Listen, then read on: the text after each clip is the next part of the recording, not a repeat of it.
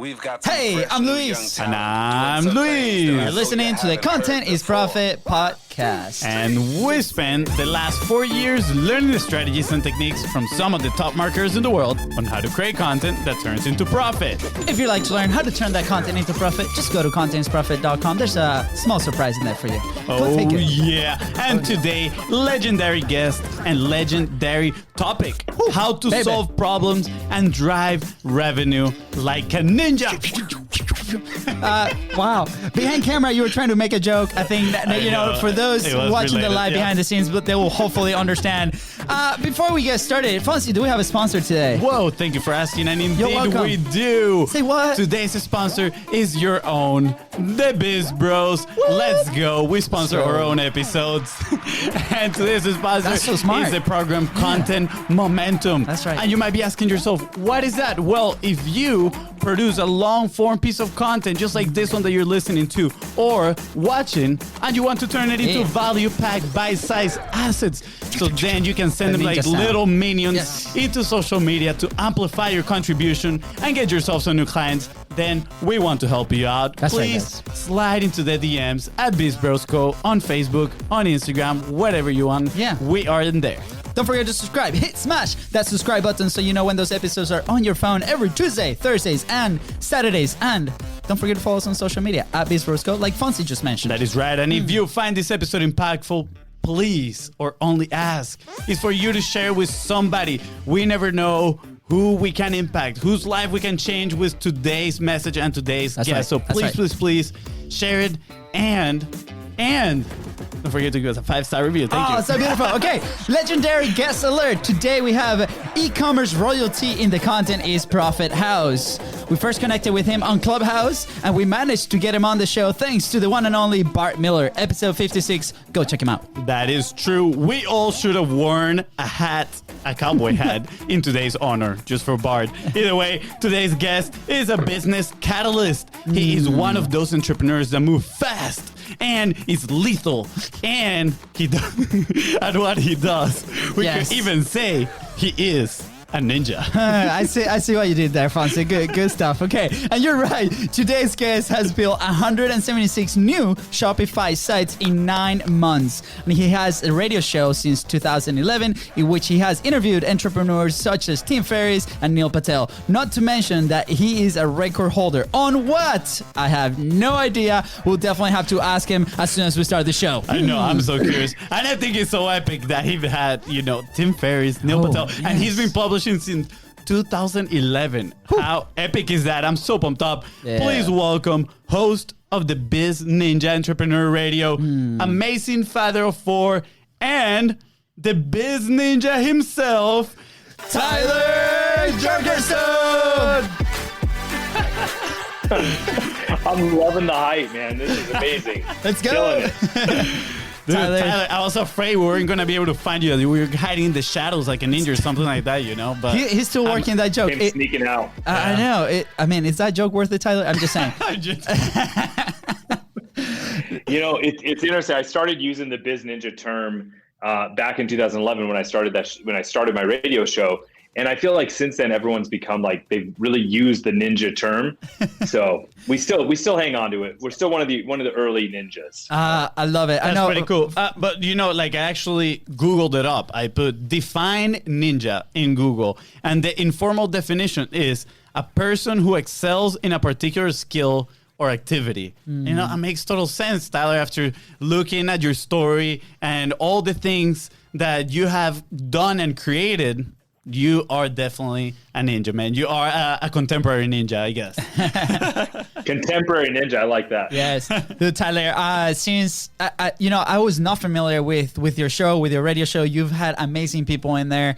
Alex Hormozi, personal favorite interview. So there's amazing stuff in there, and obviously we'll dive into your show. But for those who don't know you, do you want to give us a little bit of your backstory? Like, how did this the publishing start? Like, what are you doing with Shopify and just creating amazing momentum, right? With the people that you help. Yeah. So I've really been an entrepreneur since I was a kid, like 5 years old. All the neighborhood kids got allowance. I didn't get allowance, but I still wanted to go to the corner store and buy sweets, right? So I realized there's a first problem. if I want sweets, I need money. Let's figure it out. So I'd pick flowers from the old lady around the corner. I'd pick them from her front yard. I'd wrap them up in a little bouquet and I'd sell them to her. Right. So they were her own flowers. Yeah. But it was like the beginning, like even at 5 years old, I realized if there's something that you want, you can whine about it or you can find some kind of a solution. Mm-hmm. And then, 12 years old, I started, I had a paper route for years. And then I launched my first legal business when I was 18 years old. And then 22, I bought a restaurant. And then, by 25, I owned a mortgage company. And I was always looking for that next thing. So when the economy crashed in like 2008, 2010 timeframe, I got into e-commerce because of the book, The 4-Hour Workweek. And I built a business that would be able to really run without me for the most part and really have the 4-Hour Workweek lifestyle. And I realized when I did that I loved the idea of creating something and launching it. That's my favorite part. Yeah. So now I come into other businesses and help them really get that catalyst, that big leap of momentum. Oh. Wow, I love the timestamps on the story. And let me tell, I do have a very specific question about this. Did the lady knew it was her flowers, the ones that you were selling to her? Absolutely, and she was a repeat customer until I moved out of the area 8 years later. Wow, how amazing! I love how how supportive the community can be in those aspects when they see a kid, someone trying to be resourceful. At the end of the day, you're like, how can I solve my problem of getting candy? And then you started doing it. Yeah. I'm curious. It was nice. It came to a point where I would show up and I didn't have to sell her something. She would just give me candy or sweets or cookies or something, right? So look at that. Wow, that's amazing. Were your parents entrepreneurs as well? No, but my dad is entrepreneurial, like minded. But I think I have a much different or more aggressive risk appetite, right? I'm willing to be I'm overly comfortable with risk, where I think some people who have the ideas of being self-employed or being an entrepreneur, they're not ready to take that level of risk. You've got to be willing to go to the bottom. Yeah. So on the risk side of things, right? Have you always been like that? Because, I relate with your story on the candy side of things. For us, with soccer jerseys, we will go to this market and we'll buy the shirts, let's say $5, and then we'll go to our school and they were counterfeit shirts. They looked exactly the same, but then our friends will pay $25 and the original version was $60, right? So it was a win-win for everybody, right? So I relate with that part. Well, not for everybody. Well, Adidas and Nike, they weren't very happy with Adidas, that. Right? It's okay. Nike, not so much. It's okay. Sorry, Adidas. Sorry, Nike. Everybody involved. Everybody involved. Exactly.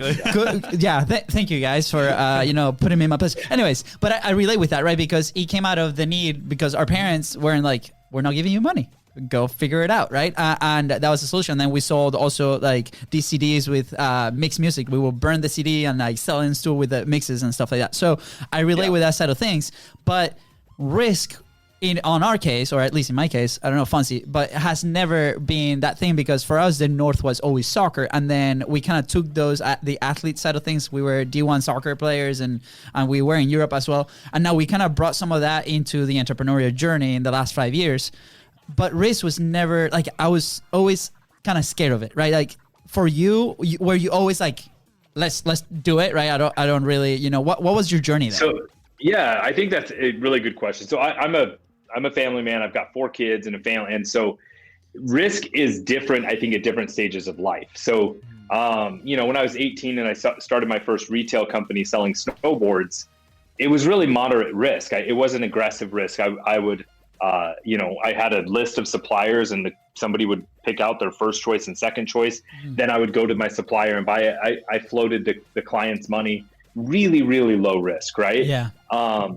As companies get bigger, the risk increases, but I'm still very I'm open to risk. I'm willing to do it, but I'm not blind, right? I'm not going to take the big thing I learned from 2000, the Great Recession, is I need to have a war chest, because even if I'm willing to take risk, I've got a team of 20 people, I'm not going to risk their stuff. I'm not going to risk their livelihoods, right? So I've got to be able to communicate in advance to them. And risk doesn't always pay out. I got hammered in the recession. It was a horrible time. Yeah. And so but at the same time, I knew, as hard as that was, that there was another opportunity that could take me out of it. Yeah. Right? And so I think for me, it's mitigating risk, but then just realizing we don't have one opportunity. We don't have one, like, we're like the anti-M&M, right? We don't have one shot, one opportunity, right?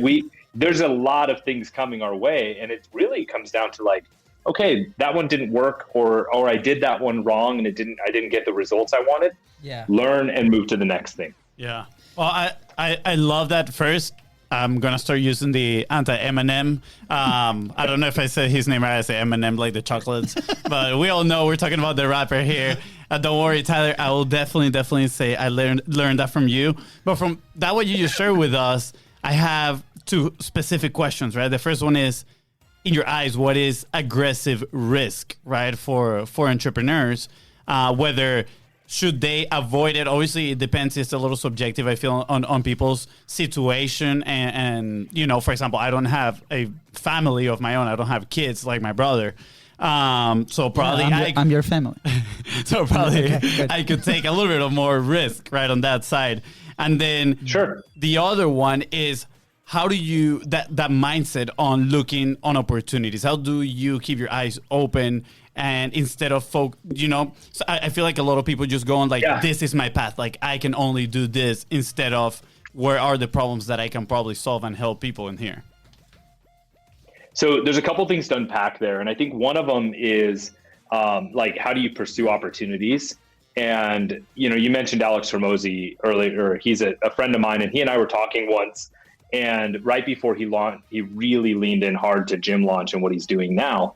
And we were talking about the concept that it takes the same amount of energy to pursue a level 10 opportunity as it does to pursue like a level 2 or 3 opportunity. So like, you might as well be picky about which one you're going to go all in on. Yeah. And so, but also like, that might be predicated upon how much risk you can stomach.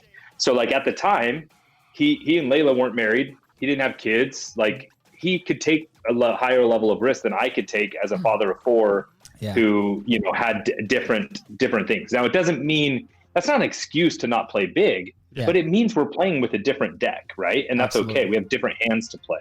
Yeah. So, he was able to go completely all in, where like what I have is I'm like, okay, I'm going to play pretty aggressive on like a level 5 opportunity, get that to a point of stability, and then like put that on autopilot and go chase level 10. Right. And that's just because I'm not willing to go back to like, I'll go to 0, but I won't put my family to 0 ever again. Yeah. I relate, and thank you for that. Right. Because, when we first started the business, it was obviously the two of us, and we did stickers, and then we did screen printing t-shirts, and then it evolved to social media, and then video production, and now we do all this stuff with content, and it's been all fun, right? But I remember about a year ago, or like September 2019, it was the first time that we made a very big investment for us, right? I took basically a $40,000 personal loan to quit my job so we could do this full time at the time, right? My wife definitely agreed with that, which is awesome. I thank you, Katie. And then, but then we went to this event and we hired first coach ever for $25,000. So that chopped my loan for half. Yeah. And Katie did not know this about like almost like 3 months ago, right? So she's like, thank God it all worked out, right? But that was my risk, right? And I remember like it was a really challenging decision to make at the time, because first we didn't have the cash, we didn't have the cash flow, but that coach was exactly what we needed to move things to the next level, right? So is there a framework that you might use to assess different opportunities? For us was literally like deep in ourselves, we knew that was the path that we needed to take for X amount of reasons. Like we were very indoctrinated in what they did. Like we were getting results at some level, and we're like, that's exactly what we need. But is there a framework that you might follow where like, hey, I spotted an opportunity, level 3, level 5, level 6.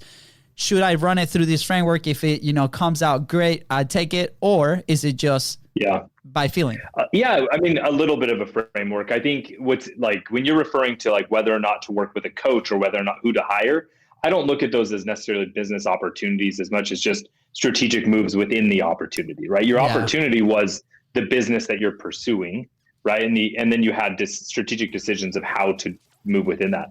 So for me, like the opportunity, what type of business or what type of thing to pursue, it comes down to a couple of factors. Like one, is it already in your wheelhouse, right? So if somebody is trying to make the move from employee to self-employed or from self-employed to business owner, right? If they're trying to make that shift, you have to say, like, do I have the skills to run this as a business instead of as a job? Because they're not the same thing. You could be a phenomenal graphic designer. Doesn't mean you should own a graphic design company unless you have the stomach to be really you have to then start leaving the graphic design, right? And saying, okay, I'm going to hire people to do that if you're truly going to be a business owner.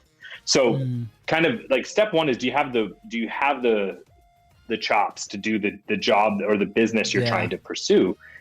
And if you don't, then okay, like, are you going to hire that, or are you going to partner that, right? Do you have the resource to either go hire those expertise or go, or just bring partners in? And I don't think you should ever bring a partner in that is someone that you could have just paid and hired, right? The partner should be someone that fills a higher level need than just a task. It should be like, I need this to have a balance in my in a higher level resources. So kind of chipping away at that and coming back to the last thing, I think step one in that framework of like, how do I choose which opportunity, is just realize two things.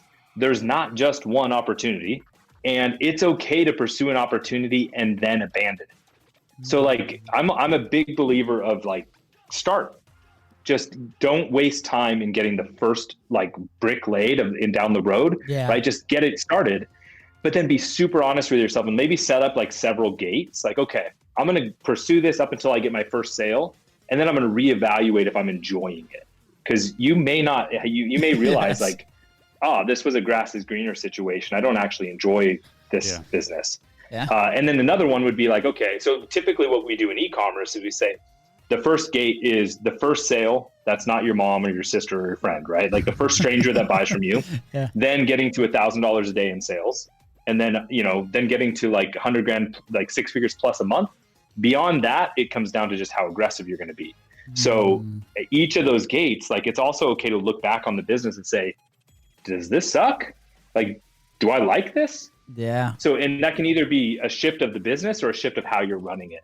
And so to me, like, just keeping the mindset is like, there's not just one opportunity. There's not just one business, one e-com store, one podcast topic, whatever. There's countless. Absolutely. That's the first framework. I love the pivoting mindset, and the fact that someone with such an experience is sharing openly about, hey, it's okay to pivot, because I feel like so many people just get stuck into hammering that opportunity, even if like nothing's in there, and then they just get drained and they don't get anywhere, right? And at the end they just want to either quit or not even pivot. It's like either totally quit or just keep at it until it magically works. And that kind of, I'm curious now, because in here in the intro we said, right, that you have built over 170 Shopify stores in the last 9 months. Have those been part of a pivoting, I guess, a strategy for you? Has those been for clients? I'm extremely curious now.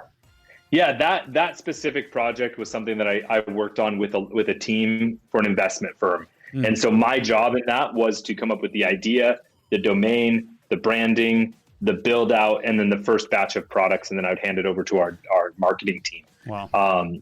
I have done a lot more than that number of stores for other clients and other things.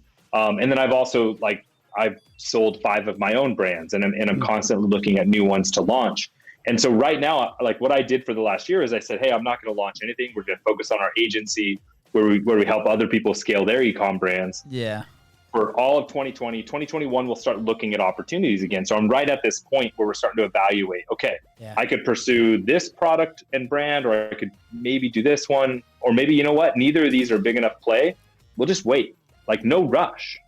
But, so I hope that answered the question. No, definitely. And I see a pattern in there that can be useful for people, right? And we often talk about this with content, is do the content at first, right? Put it out there. That's the most important part. And then you can go back, revisit, reflect on that content, learn from it, right? If you didn't feel good doing it, right? If you think you failed, and I'm doing air quotes in here, we call them samples, right? You can actually learn from it and then do another piece of content. And it's a cycle. And it's the same cycle I'm seeing right now with your business, right? You're like, okay, we were doing this right? We reflected. We're like, no, let's transition into agency. And now in 2021, it's like, okay, we did it. Let's reflect again. Where is the next part? So I think it's like a constant, a constant circle where we're going about executing, reflecting, learning, and then executing again. And we just go all over.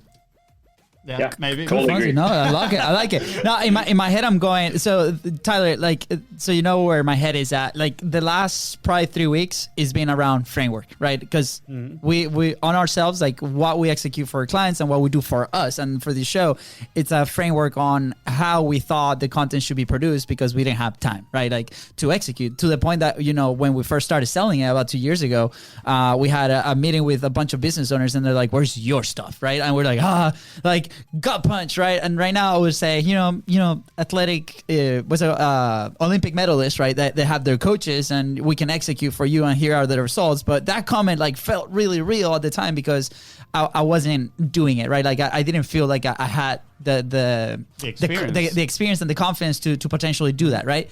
So that's why the show started, like after COVID stuff and before that, and there's that system. So lately, the word framework has been like, I'm the operator. If you haven't realized by that yet, like I'm the integrator. Is that what it is?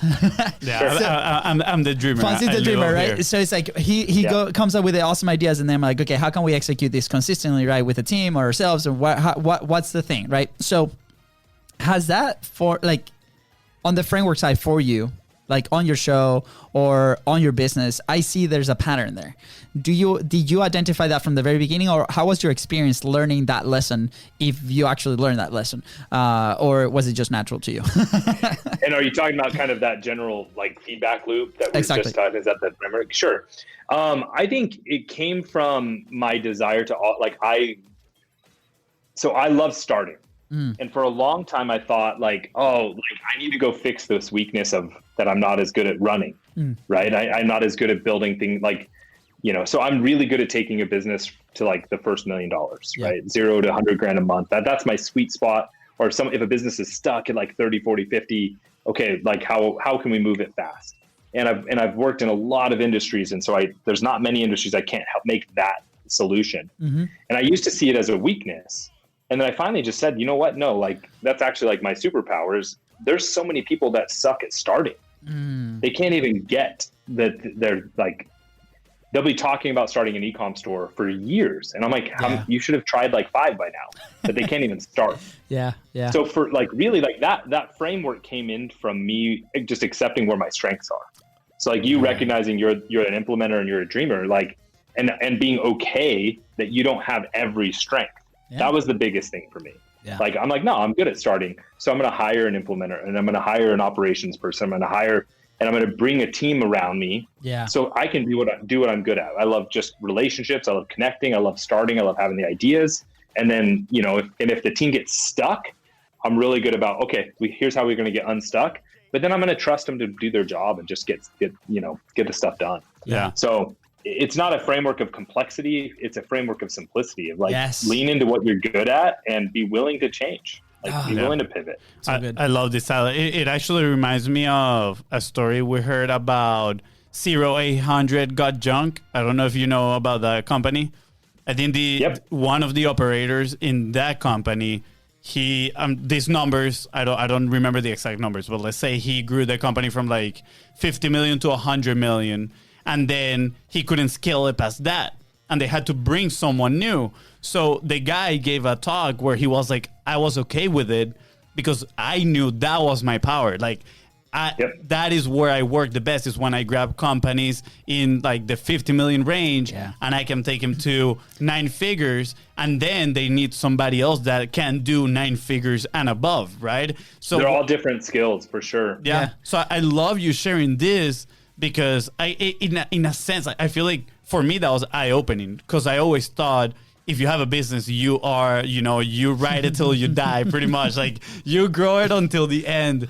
And now I'm like, it is not like that, right? Like kind of like gives me permission on, perform where your strengths are and then it's okay to hand it over to someone that is way better than you at that other step of the process. I mean, and there's more and more. Oh, go ahead, Luis. No. Well, I was just gonna mention it just brings an immense amount of clarity, right? Like, and you know, when you're starting up, you might not have that clarity, right? You might have to try different things to see what you like, what works, right? Like that's what we did with the agency. At first, it was like probably 9 different services, and then the feedback came back to the content side of things, right? And then within the content, the type of content that we do, right? So, but it started like that. And then once you accept that, you're like, oh, like I'm at peace with myself.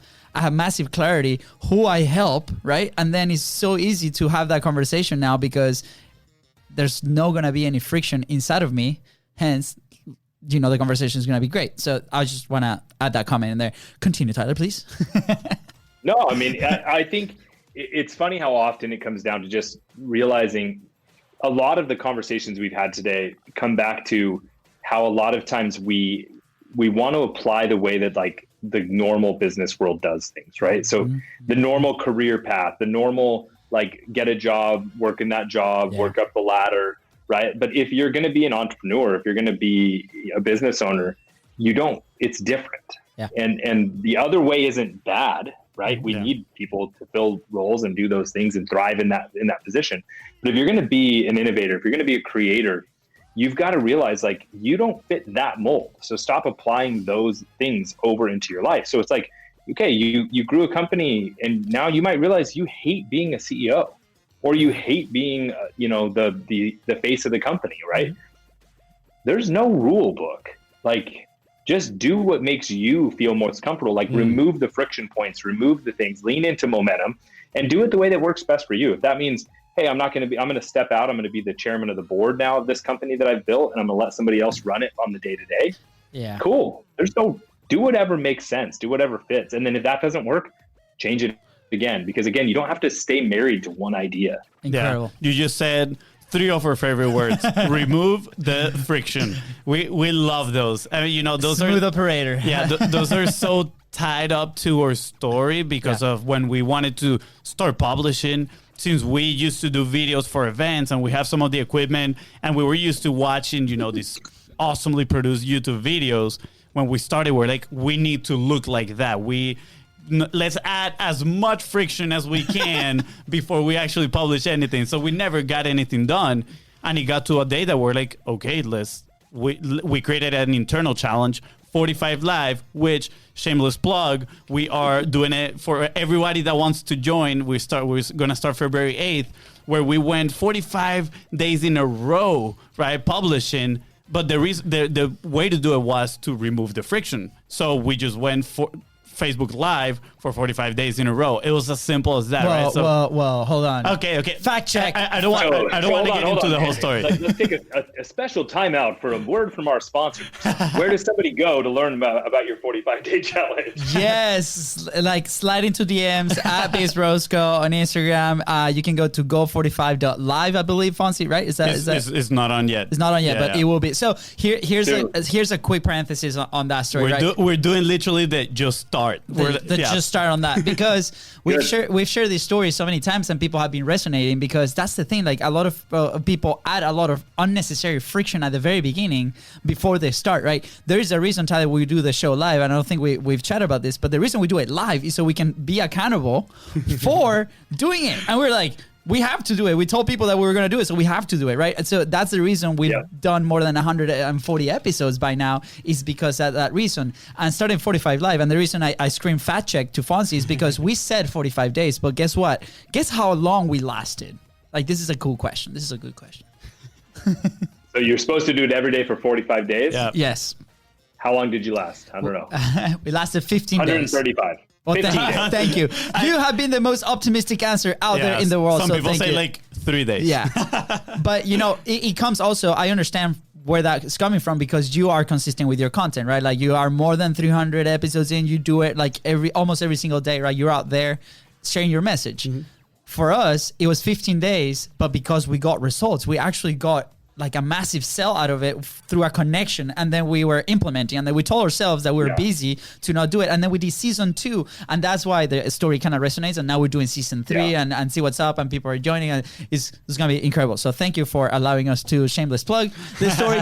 But to the point is about it's about the consistency, right? Moving forward and removing that friction so we can execute. And I think that's perfect transition, unless Fonzie has another very smart question. Well, so I did wanted to make that transition into the content side of things with like removing the friction. It's like we're brothers. Maybe, who knows? Okay. But, you know, Ty, I'm curious because at the beginning you said that I think it was 2010 that you read the 4-Hour Workweek, and that's how you transition into the e-commerce space. And I know you've had Tim Ferriss in your show, which is absolutely amazing too. But I'm curious, you know, what was it? What made you start the podcast itself? Because you started the podcast in 2011, right? So when you were starting this journey as well. So it's a super weird story of how I started. So again, I'm actually, like, my show starts on the radio, actually plays on old school AM radio, and then it goes to podcasts and everything else, right? Yeah. So I had followed the 4-Hour Workweek. I'd launched my first e-commerce store. It was taking off. It had replaced my income and was scaling and all kinds of stuff.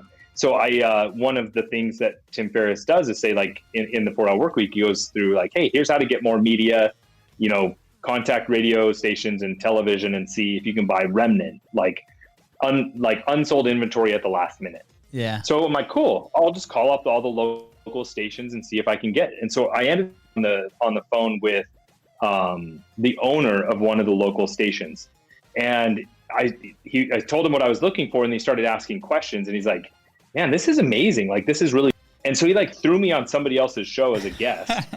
The next week I was live on air with my own show. Wow. And it was just like, it was really just this weird, in hindsight, I don't know how it happened. It was probably just like me. I was in a yes mood. Yeah, that sounds cool. We should totally do that. And I remember I printed out like a year's worth of my blogs just to like have topics to talk about, because it was live radio, you know, I have to be ready. And then, and so I'm going and it's live, and then it turned into a segmented show that became really awesome. I would start with like a 10-minute kind of welcome, motivational moment, share a cool story about entrepreneurship. Then I would have 2 interviews of entrepreneurs, and then I'd do a wrap up, and I'd have commercial breaks in between. It's a full hour live radio show. Cool. Now I do it as a 28-minute pre-recorded show. It's a lot easier, just one guest. But man, I got it. I've been able to meet so many amazing people because of the show, and that was really what kept me doing it, was the connectivity. I have not done as good of a job on content as I could. And that is something we're leaning into here going into 2021. Because again, the primary reason I did it was it was healthy just to share and connect. And now I'm like, okay, now we need to amplify. Yeah, absolutely. This is probably one of my favorite stories on how a podcast start. And we say podcast because obviously the audio goes there, but it's fine. It's a podcast now too. Yeah, but it's a platform, right? At the end of the day, it's a platform. Like we call this our thing show, and we were actually looking into radio about 3 weeks ago, and I want to distill some of the information that you shared, right? Like you started reaching out, and a lot of people are like, how do I reach out, call, ask the people that are there, like what's the way, right? And we literally called in a radio producer that works probably 3 offices down, and we're like, Gary, how do we actually get on radio? Can we get this show on the radio? Right? Let's see. And you say a radio show, that creates leverage. You're like, oh wow, that sparks an interest. You're different, right? And that's the incredible thing. It is nice to say, like, I'm on ABC News, right? And so that's a credibility indicator. It's cool for my guests. I can say, hey, you've now been featured on ABC News, like legitimately, not just throwing the picture on your website and pretending. Absolutely. But yeah. Wow. It's so good. So many exciting thoughts here. Because literally, I just jumped off a phone call with somebody that does recruiting for a lot of companies, right? And they're like, we're trying to get this world out and create conversations. I'm like, you need a platform. Just create a platform. It could be a Zoom call where you distribute. You could distribute anywhere, right? But and I think that's what I missed the most at the beginning, was really understanding how I should have been leveraged. And what's funny is, like, I do this for other people, but just again, I should have been leveraging it, really pushing, like, okay, having calls to action in the show, driving them into opt-ins, building an email list. And, but just having the platform has opened ridiculous number of doors for me. Yeah. Like, I mean, Yeah, it's insane. You are being incredibly humble with this. I just want to say that you got it done, man. Like, that's the most important thing. And the relationships that you probably have been able to build because of that, just like for us in this past like 10 months, have been incredible. So yeah, for example, for us, Tyler, there has been a clear before and after the podcast. Like, before, we were literally just struggling with not even with our offer. We didn't know exactly what we wanted to offer. We were all over the place. We didn't feel that, I personally didn't feel that comfortable, talking to people, getting to know people. And the fact of having the platform has, changed everything. And it is a clear after, because after we got the platform is when we finally started implementing and focusing not only on the service side, but building the relationships, right? And these relationships have been the ones that have allowed us to scale in a sense, right? And gathered new eyeballs, if you want to put it that way, new attention. I mean, we have you right here today thanks to Bart Miller, right? That we managed to have on the podcast before. He was like episode, 56? And we had Bart Miller because we connected with someone before that introduced us to Bart. So it's incredible what could happen if you have a platform and leverage those relationships. For the first 2 years of my show, one of the main ways that I would get guests is I would say, what am I trying to learn in my business? And then I would put out a thing saying, hey, I'm looking for experts in what Tyler needs to learn. Yes. And then I would have those people come on the show and share all of their secrets that they would normally charge like major consulting fees or wouldn't even meet with you. So, I mean, the number of like best-selling authors and top performing entrepreneurs and all these things, like that really cool people that they at the time, they didn't have a platform or a way to share. So they were like, yeah, I'll come on your show and share it. Yeah. Like, I never could have picked up the phone and said, hey, Tim Ferriss, can I ask you 30 minutes worth of questions? Like, never. But he reached out to me. Like his team reached out to me and said, hey, Tim's got his new book coming out. He'd love to be on your show as part of his book tour. And I'm like, yeah, I'd love to talk to one of my all-time mentors and like see about getting him on the show. Yes. I would have loved to see the behind the scenes on that phone call. As soon as you hung up, what happened after, that would have been incredible.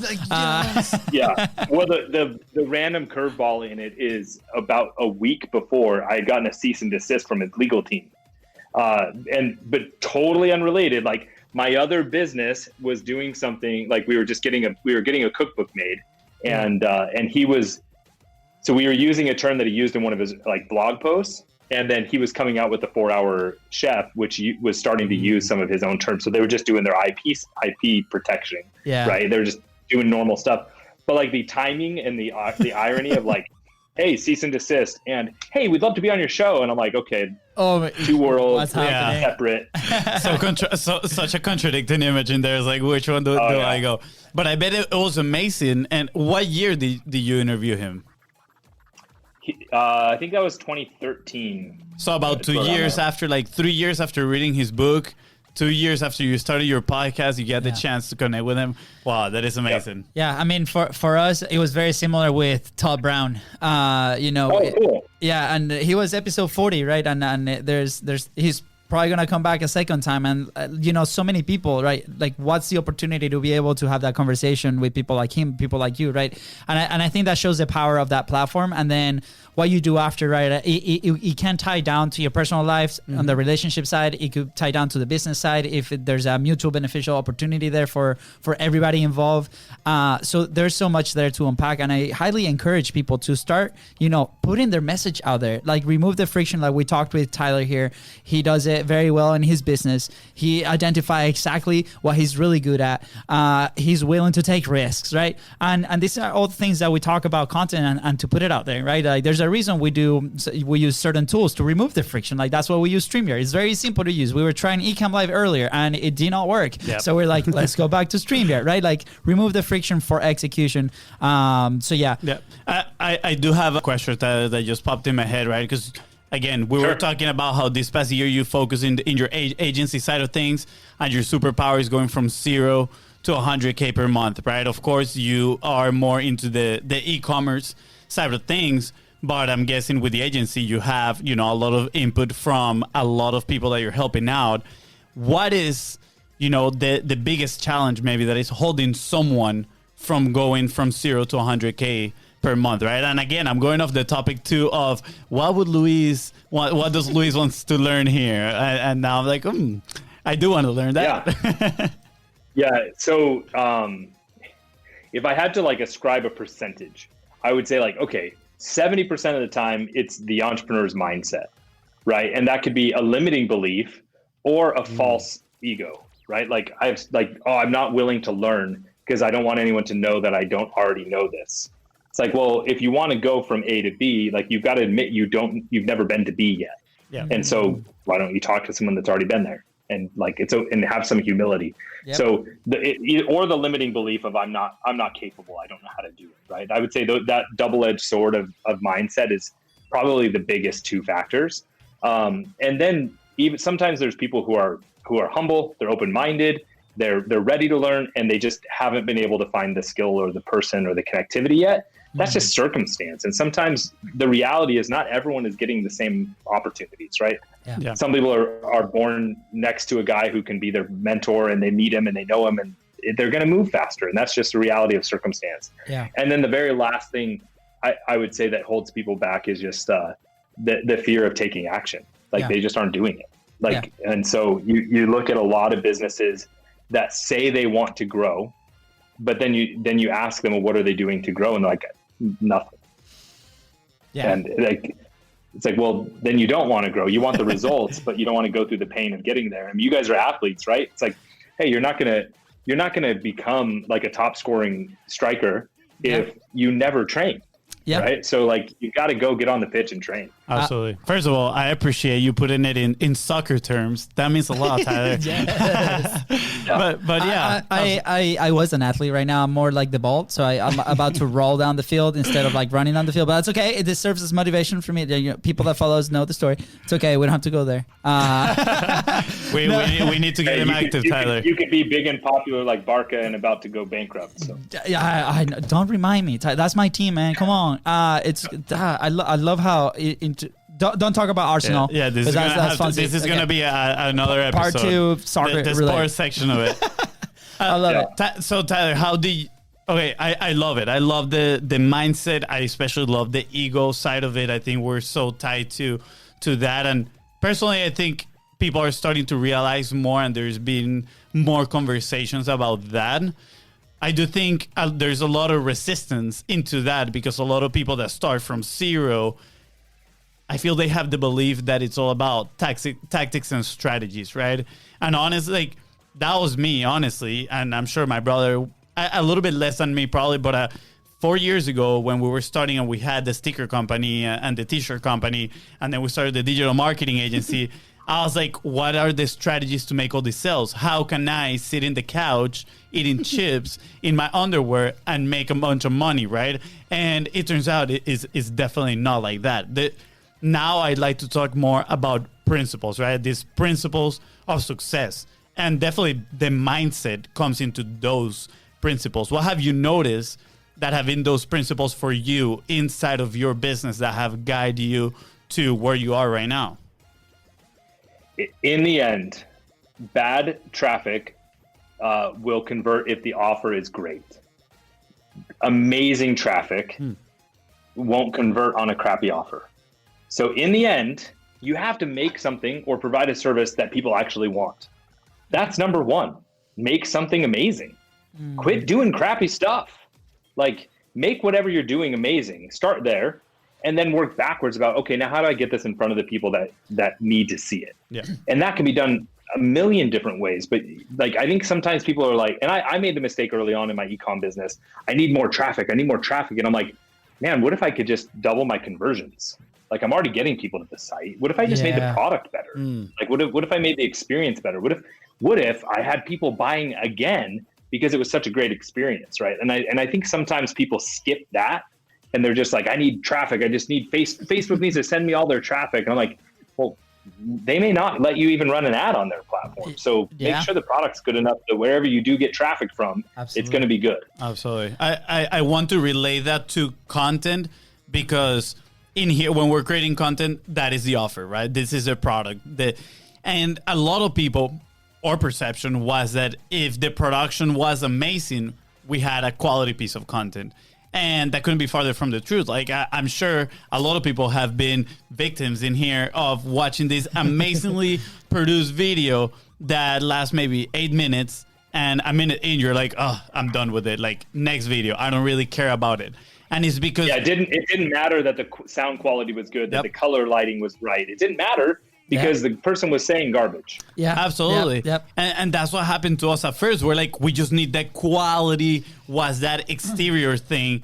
And when we started 45 Live, I'm bringing it back again, what we started telling ourselves was quality of the message over quality of the production. I mean, how many webinars have I sit through and watch a talking head for an hour and a half, right? I'm like, that's a piece of quality content right there. Is delivering a lot of value and is keeping my attention for a long time. And then a lot of the times I was buying right after. So if we approach content with the same principle that you just talked about, right? Do amazing stuff that people really want to either consume or be a part of. That is a starting point. That is a great starting point. So, and I love how we had George Brand in the show, and he was telling us, like, every time I write an email, I ask myself the question, would I send this to my grandma? And I was like, that is such a good question. Like, would I send this episode to my grandma? Absolutely, Tyler. We would. Absolutely. They wouldn't understand a word because they don't know English, but it's fine. It's still good. I will still send it. I would take that as your action point, Tyler. Like, do amazing stuff, right? And reiterate and listen to your audience and go back and be like, how can I make this more amazing so people can buy more from it, right? Like that's one of the reasons of why we offer a service and people keep coming back month after month, right? Like we really focus on that experience. And then after that, you can really focus on that. So I love that. Unless you want to add something else to something. No, I want to be clear because I feel like in one breath I said, it's just important to start. Like, don't wait to be perfect to start. And then the other breath I'm saying, but be amazing. And that can create a little bit of like a stress point for the people who are not good starters. And I think it's important to understand the direction has to be towards amazing. Yes. But you have to start. You won't ever get to amazing. You won't get to great content if you don't start learning how to tell stories or just even practice. So it's like, the way I always tell people is like, hey, treat the first round as like a beta. Like, hey, this is a practice run, right? But just do it, and then be like, okay, but my goal is down the road is I know that it needs to become amazing. Like, so don't create such a big hurdle, right? Remove the friction, get into momentum. Don't create such a big hurdle that has to be perfect. Yeah.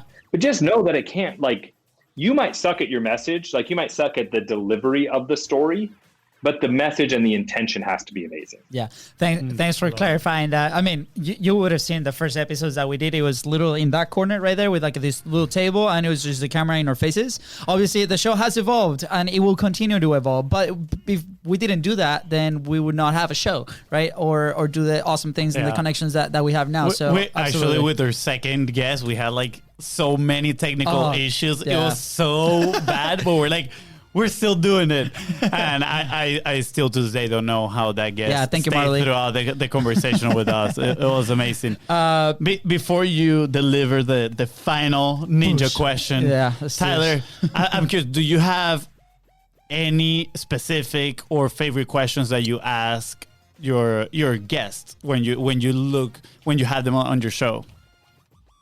So I have a starting question and an ending question. Which one do you want? Oh, give them both. You know, we're here to learn either way. Let's do it. So my starting question is always, when was that moment that you first realized you were an entrepreneur? Right? So am I asking myself or am I asking it to you? Well, no, I was going to ask it to you, but you told us that it was when you were... You already know, 5 years old. Yeah, 5 years old. The world, and I didn't realize it then, but I realized later, I just don't see the world like my siblings or my parents. I see the world differently. Yeah. And then the second question is that I ask after I end the show, and then I come back for like a secret question, and all of those answers, including like Alex Hormozi and everything, are available only through a really small subscription fee that is launching next month. Sweet. Okay. Yeah. We're gonna definitely plug this in. So tell us the question, then we'll plug it in. Whoa! Wait, before we keep going, please. So you can listen to Tyler's answer to his epic question, go to tylerjorgenson.com and subscribe for his epic membership area. All right, let's keep going.